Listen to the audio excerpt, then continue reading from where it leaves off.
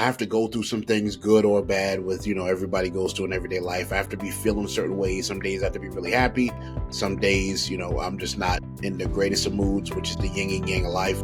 But that's why the follow-up album took so long, was because I wanted to live a little bit. This album's been built, nourished, and tailored for 3 years. And I wanted to make sure that with these lessons, I wanted to do a little bit more. I wanted to challenge myself on this album.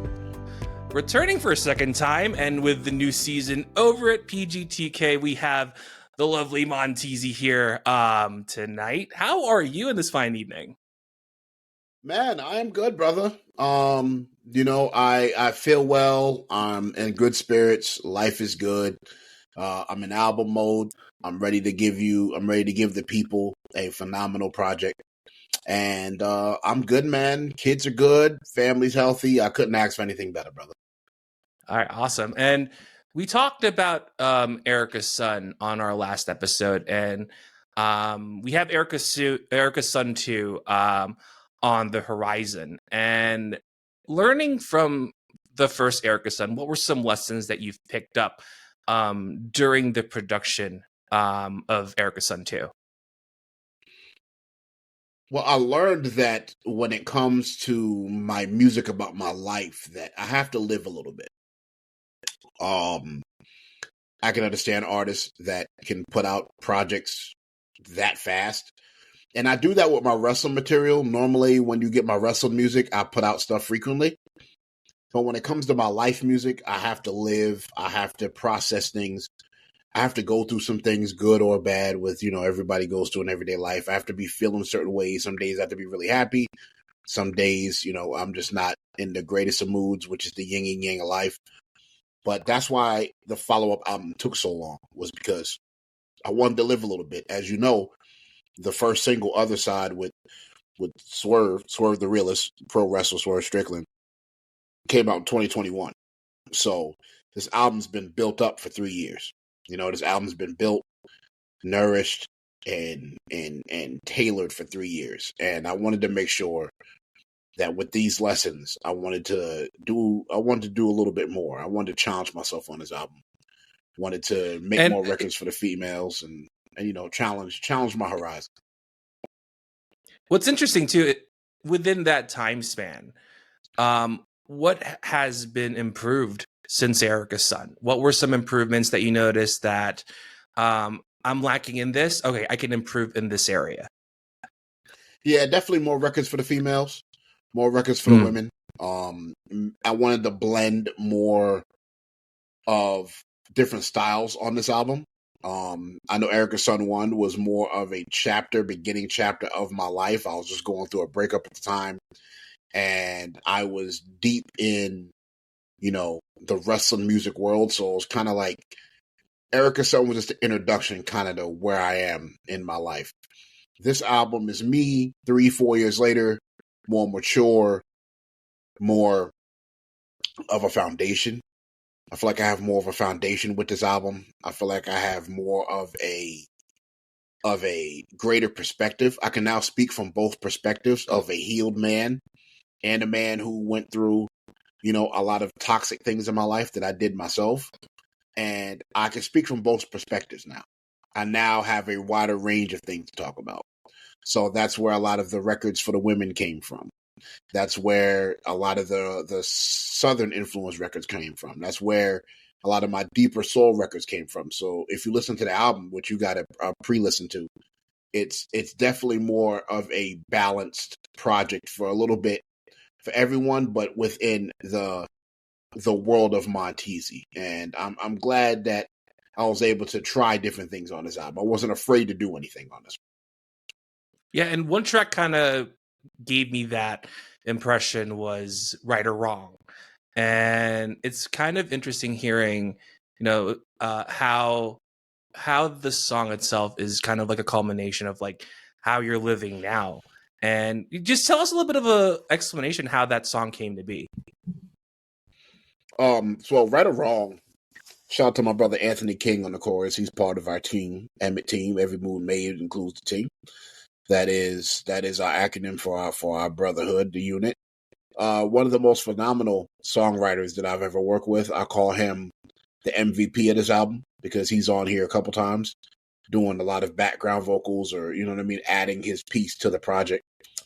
Right or Wrong is really a story about a healed man looking at life different, you know, and I'm going to live with my choices and I'm going to live whatever decision I make. I'm going to live on that, you know. I'm going to stand together. So I'm going to stand as a man no matter what I'm going to do. Right or wrong, whether it works out or it doesn't, I'm going to live with my decisions. You know, when I started out that record, you know, I've been living off a different material, what's imperial. When people say that things are just minimal, I'm agitated. I've been living in the world on salvation, being a public enemy in my proper statement. I've been through hell and back. I almost lost my body, but I remain intact. Never closing caskets on different facts. Relax. I want to be where Michael Jordan is in stature. Put respect in my world, a different chapter. What we are after is living truth with women as queens, and then our men can be the kings in every part of the scene. Living vice with my OGs. Told me live my proceeds and always show that the fire can show heat. Obviously, I'm distinct. My mind is the link with everyone at the street, not taking defeat. So what's the reason? Right or wrong with that? The romance, a kiss of life like a Sade track. So basically, it's explaining to people that I've been through everything. I've almost lost my body due to health issues. I almost wasn't here. But lyrically in the decoded language is just saying, man, I'm just trying to live each and every day in my life and stand for what I stand for. You know what I mean? So that record there is absolutely incredible. I love that record. That's my grandmother's ringtone, actually, when people call her from. That's nice. And having like the storytelling element and a couple of tracks, like the first one that kind of came to mind was Uncle Charles. And tell us the story of how Uncle Charles came to be and how has that been? Because we've had tributes with a lot of your music. Like, how has Uncle Charles become that tribute song in the album? But Uncle Charles is really a story of, it's an acronym of my great granddad Buster, who passed away when I was in my teens, but he like in the song, like in part of the lyrics, I would say he would sit back and smoke all the menthols. He would always say that you don't have to call, I'm all right. Living to my soul, it's all nice. Listen, playing the guitar like I'm Gerald Albright. Basically, he was a smoker. So a lot of times I would see him. He would always be sitting back, smoking a cigarette and telling a story and tell me a story. You know what I mean? About don't trust these people. Like never trust the African is just basically an acronym of just never trust people. In our world, he'd be like, man, you can't trust these black folks out here. It's funny. He always used to say, old man. So that's why I say never trust an African in the song. Kind of like a tribute to what he was saying. But basically, I took the life lessons in the time that I had with him and just put it in a record. You know what I mean? I just put it in a song. You know, Lord knows that I miss my Uncle Charles, and everybody knows that's the acronym from the Bone Thug song, Crossroads. I miss my Uncle Charles, yo. So that's where it's from. That's basically a tribute. It's taking the tribute song to Crossroads by not Busta Rhymes, Bone Thugs, which Bone Thugs is arguably my favorite rap group of all time, and put that in the acronym of my life. So when he said I miss my Uncle Charles, it's basically saying I miss my granddad. But this is my story of how he, you know, the funny lessons and the life lessons he taught. It's interesting, like with stories too. Like, how has your personal experiences really shaped into your music as you started to like really make songs? And how has having those real life events happening in your life, how did that shape you into creating really good lyrics? With not only Erica's Son, but all the stuff that you did even in wrestling. And we'll talk about one in particular later on, but how has those real life events really shaped your songwriting and in your music down the line? Well, you know, great question, man. When it comes to this album, I didn't want to, when I started working on the album in 2021, I realized I wasn't really in the full heal state that I needed to be. Now, mind you, I'm not 100%, you know, we're all going to leave this world having questions and still be a work on ourselves. But a lot of the issues that I had with myself and things that was going on within my personality or within my spirit has kind of healed a little bit. I'm in a more mellow, more calm state of mind than I was even 3 years ago. So, I'm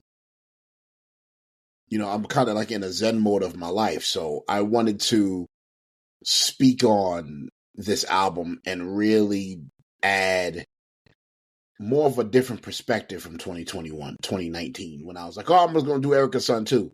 And I kept pushing it back, and I pushed it back for 2 years because I'm like, I need to live a little bit. And then I was doing the group albums with Swerve, and I didn't want to interrupt what we were doing. You know what I mean? And that gave me time to put out content, to stay consistent, to put out those verses. But you know what I mean? Really take the time to really sit back and say, okay, how am I going to do this? What is going to be my message? When they hear this next album, what am I going to have to say from 2019, 2020 to now? And what am I going to bring to the table? So I really have to say there's been a growing process spiritually. I'm spiritually in a much better place. I'm not 100% perfect. There's still some things I got to work on, but now I'm in a more zen and qualified place because there will be 4 installments of this. So there will be 4 Erica's Son versions, and this is the second one. So I wanted to be in a different place. You know what I mean? I wanted to be in a different spirit. I wanted to just really take time to understand who Antoine was again. Not Monteasy, but to tap into Antoine, because I have to tap into that to give you these projects.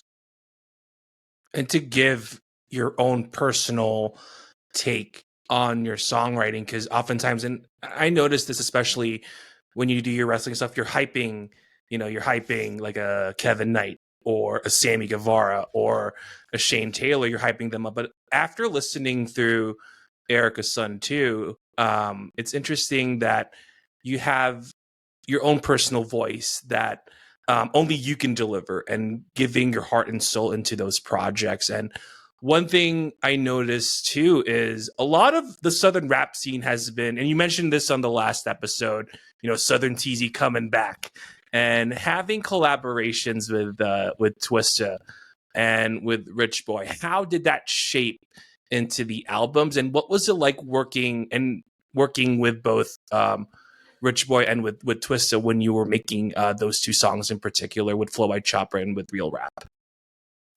Well, both of those guys are 2 big inspirations of mine. I remember being in high school and Rich Boy came out with Those Some D's, and I absolutely loved that record. At the time, my manager at my job, when I used to work at a grocery store, he had a song with him, and this is when Rich Boy was like peak in his prime. So he had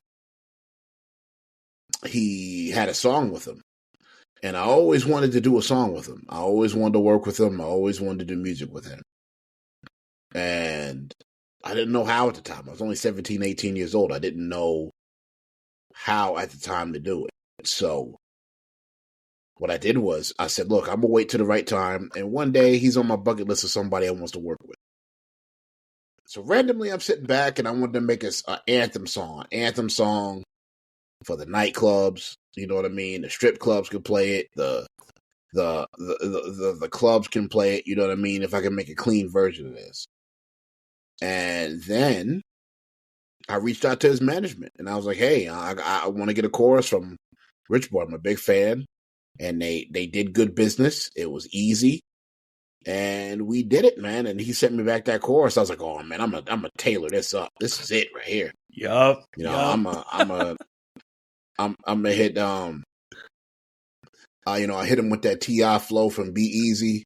The T.I. Be Easy song. He said, I'm 22 and a vet in the game. Said, super cool, still a threat and the same. My favorite T.I. record. Well, one of my top 3. And then that's when I came in and I said, I'm really cool and vet in the game. I took that inspiration of that flow. You know what I mean? And then the second verse, I was like, keeping 100, living and keeping a stack of the money, and then thinking the track. That was Bone Thugs. Yeah, So that was. yeah, that's Bone Thugs. I just really wrap off my inspirations, man. I wrap off my inspirations, and then Flow Wild Chopper, which is a dream of mine to have a verse from Twister, man. That is, man, I listen to so many different styles of hip hop that I'm inspired by so many different things. And then when he sent me that chorus, I was like, yo, this is crazy. Like, this is nuts. So that song took me like 2 months to write that song. And I never take that long to write a song. But that song took like 2 months. I was like, every line has to make sense. I had that beat for 2 months and I didn't write to it. And that was like the third to last song I did for the album. So I was like, yeah, let me really sit back and focus on this and put the pen to pad, and hopefully there could be a visual for either song someday. Hopefully something we could shoot something to it. But that record's been received well. I got a lot of kudos from that, for people showing love for that record. And I'm looking forward to see where both of those records go. But it's an honor to work with both of them. Yeah, I'm curious, within that 2 months, like, what were some writer's blocks that you came across, and how did you like overcome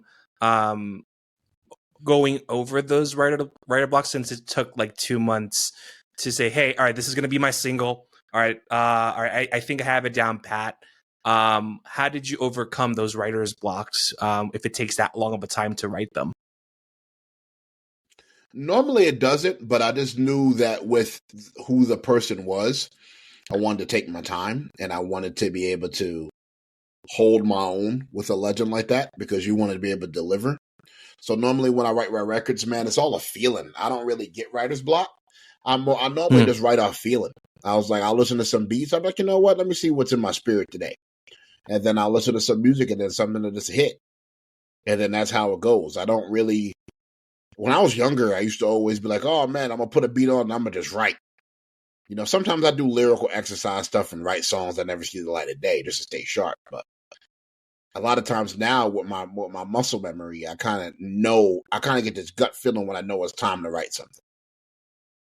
Yeah, it's interesting because like when I was listening to it on the drive home for me, and you had a little Twister for about 5 seconds. I was like, oh, you're trying to have a little Twister in your music. So it's nice to have like at least a nod that you're doing with the single, and seeing where the album is. And I was listening to it throughout the time that I had throughout the album, and one song really stuck to me was Lord Please, and that was on repeat this whole day.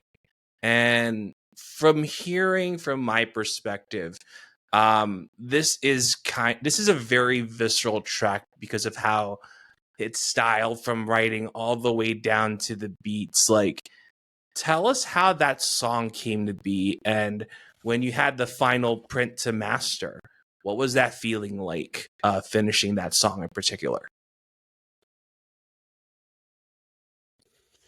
Wow. Lord Please might have been the third song I did for the album. I wrote that record when I got out of the hospital one night.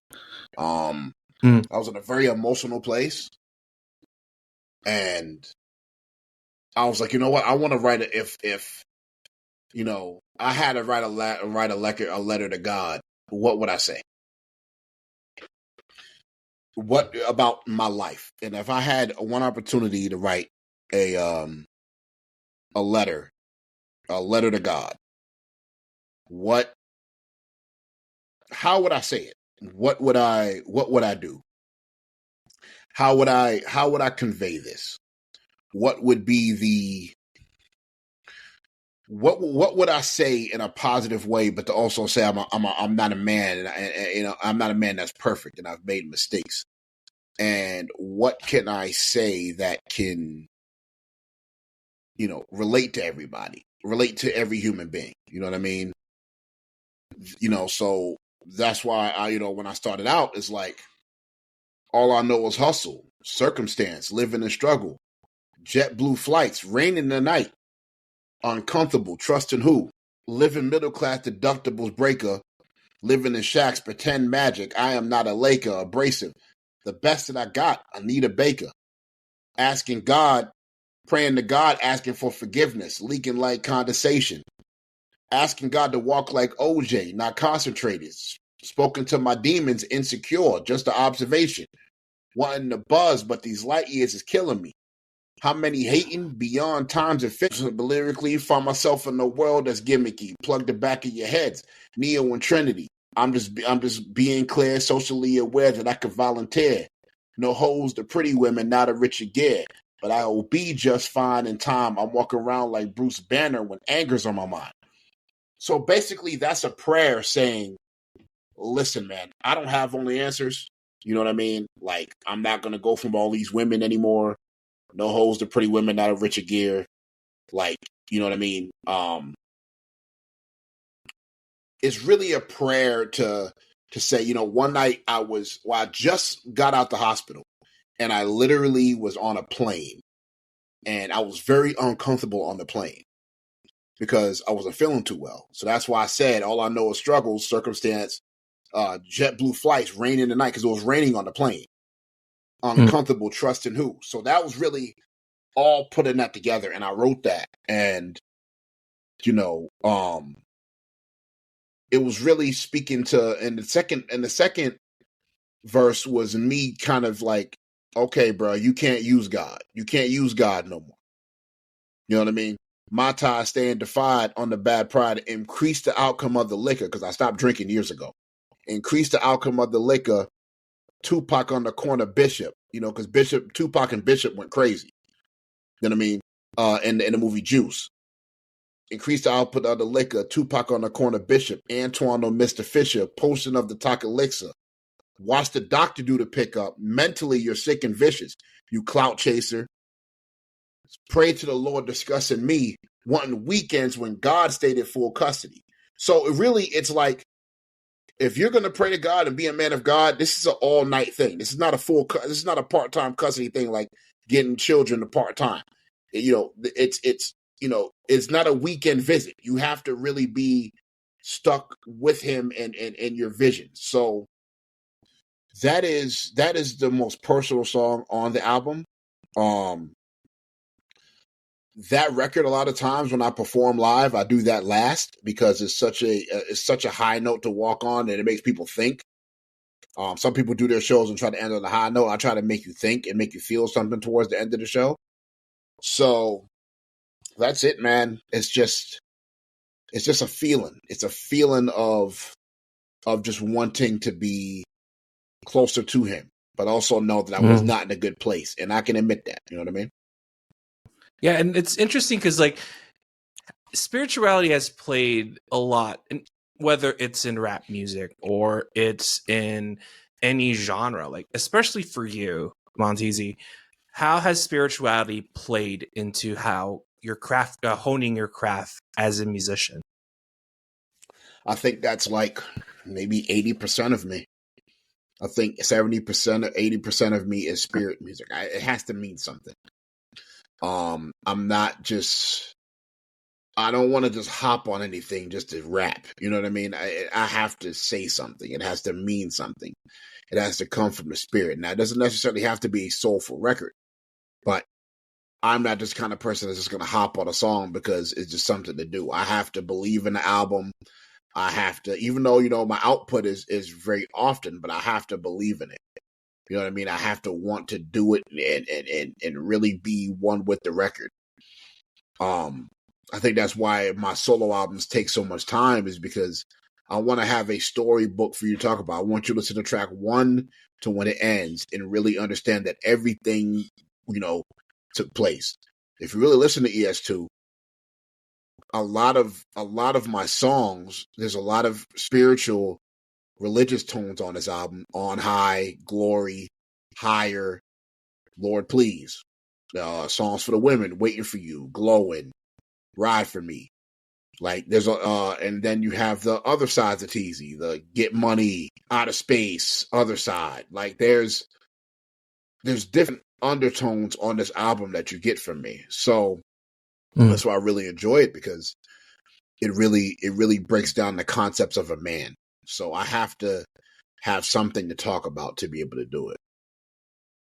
Yeah, because like what I notice, especially with music, there is an element of heart, especially through lyrics. And I used to remember listening back, a while back. Like if you take out the lyrics on the music, it's there, but having the lyrics behind the song, it amplifies the song, of course, but there's also meaning. There's also a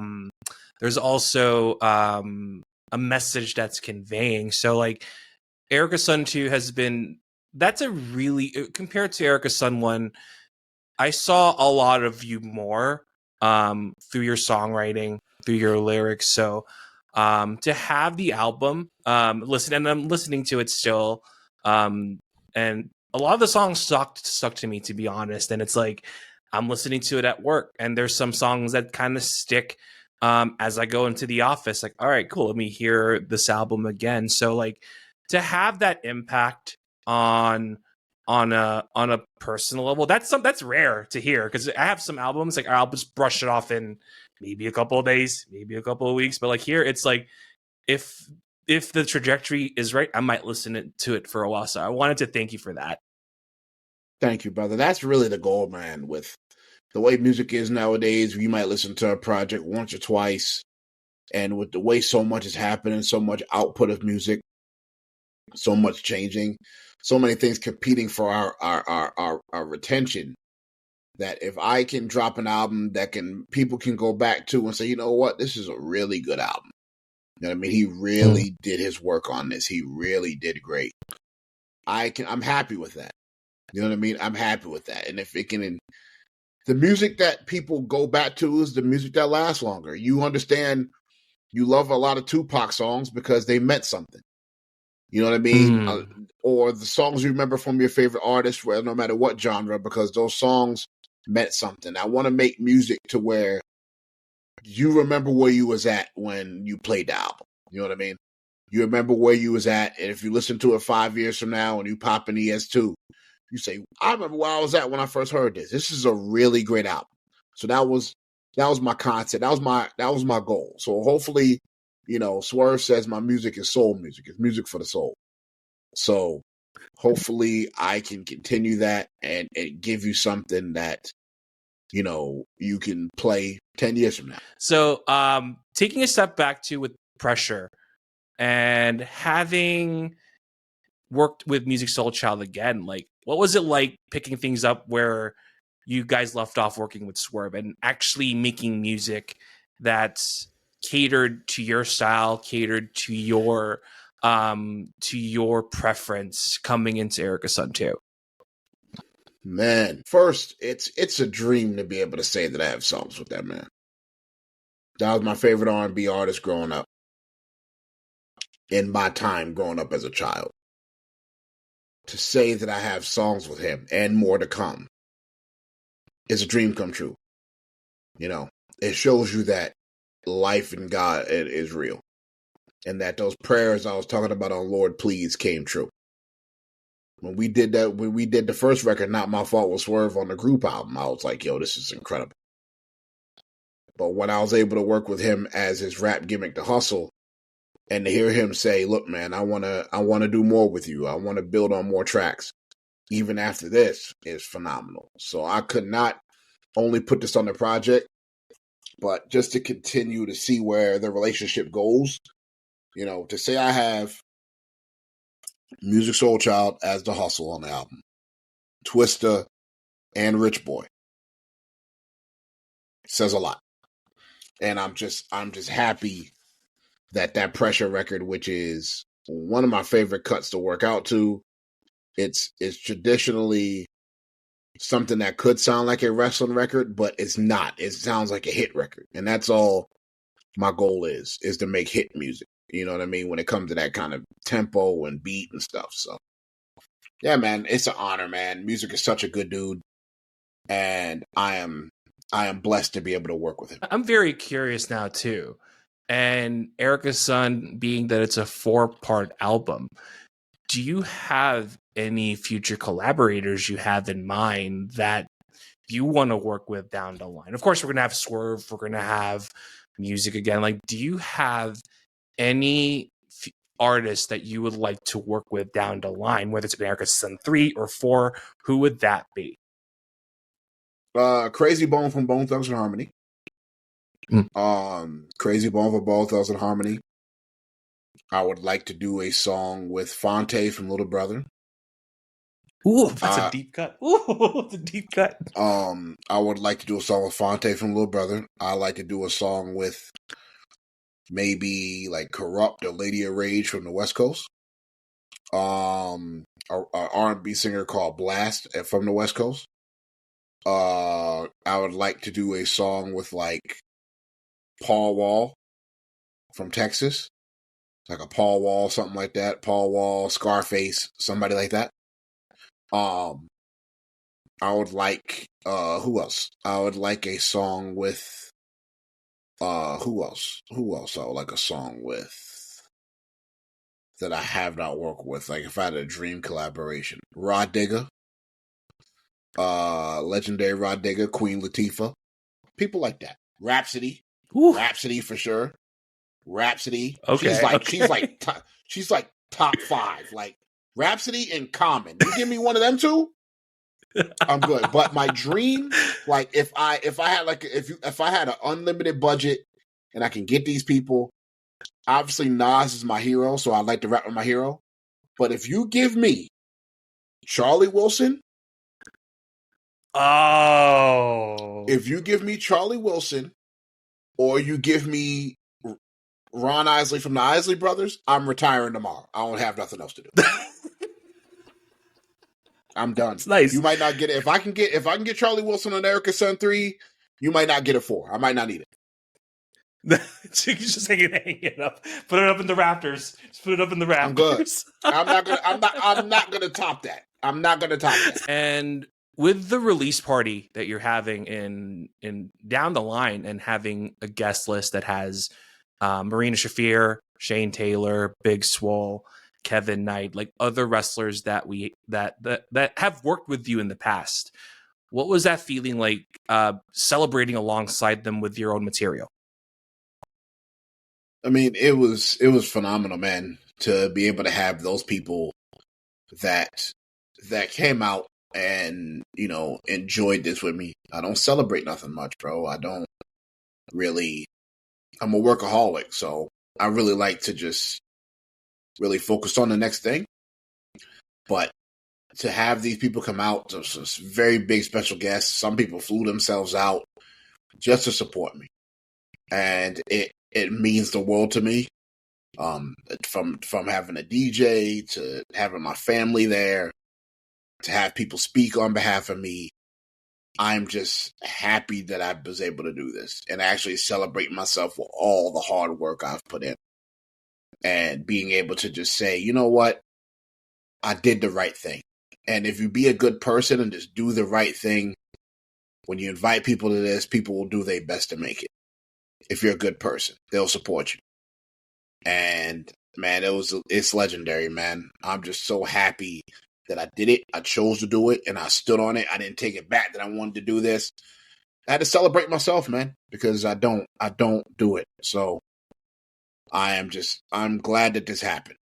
I'm very glad. Yeah. And also this year or around this time, being in the wrestling scene for 10 years, and we talked about this before, and now that you've reached that goal of being 10 years in the wrestling business, looking back and seeing where you were to where you are now, what is it that keeps you going doing this for 10 years in the wrestling business? I think it's keeping the main thing the main thing. You know, it's keeping the main thing the main thing. It's learning that I am now a staple in this. I'm now considered a legend in this. But I just have to keep going. I have to keep just loving the music. You know, it's like that band that's been popular for 10 years. And then they put out another album and you're like, well, what do you guys have to talk about 10 years later? And it's like, man, I just enjoy making this music for the wrestlers. I want to make hit music for pro wrestlers. And if that means I have to do less of them to make a bigger impact, that's totally fine. But to be here 10 years and one of the most sought after people for 10 years means a lot. And I still enjoy it. I still love it. And I look forward to seeing what I could do next. But I don't go to sleep every night feeling comfortable. I don't. There's always more I could do. I'm appreciative, but not comfortable. Yeah, and someone asked a question from someone in the wrestling business, and let me get the poll of the name.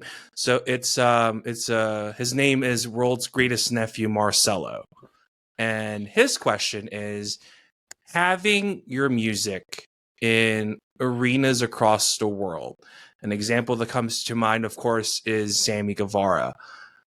What was that feeling like hearing your music to not only here in the US but on a global scale, hearing that, and you took part in crafting Sammy's theme over the years?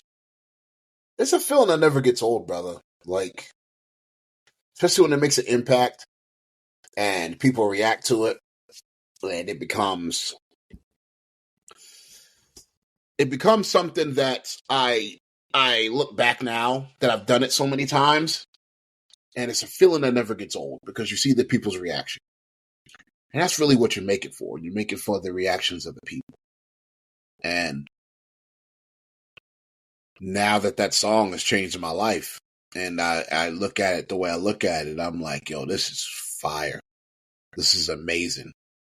That I can still hear Sammy Guevara come out. I can hear Shane Taylor come out. I can hear Kevin Knight and all the other wrestlers that use my music over these 10 years. It feels great. It feels absolutely wonderful. And now some of these songs are charting all over the world. You know what I mean? They're charting in Japan. They're charting in Finland. They're charting in Germany. You know what I mean? They're on the music charts. I couldn't ask for anything better, man. I am blessed. Like, wrestling music doesn't owe me a thing because I'm doing it and I'm really enjoying it, and I never take it for granted. Right. And we'll end this conversation with this, and we're going to go back to Erica's son too. And first of all, thank you so much for having you on the podcast for this new season. And Thank you. I'm really thankful to have conversations with you because I never really see the music industry the way that you're approaching it. And with Erica's son too. And to all the listeners out there, and when this episode comes out, what can you offer in this album that can wow the audience when they do listen to it on all the streaming platforms all over the world? To be honest with you, I want you to listen to this album and understanding the path of a mortal man that took over the wrestling world of music, but is also a man at the end of the day. And I have ups and downs like anybody else. The great thing about it, and also the thing that can kind of pigeonhole you, is with me being known for wrestling music, they think that's all I can do. And sometimes you got to break that status quo and show them you can do other things. And a lot of times when you're in wrestling, they just want you there the whole time. No human being is like that. So when you listen to Two, I want you to listen to a man who goes by name Monteasy, but is Antoine, and really break down the all aspects of my life. If you listen to Perfect, it's about a breakup. It's about getting over pain. Glowing is about being in love with a beautiful woman. Ride for me is having a woman that's loyal for me. You know what I mean? So there's all different perspectives of speaking to a woman. Outer Space is just me talking about taking the industry to a different place.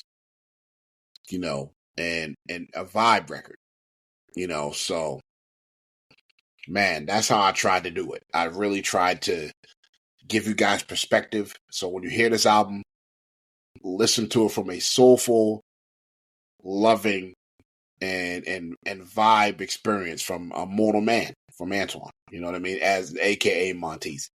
So Erica's Son 2 will be out on June 12th on all streaming platforms.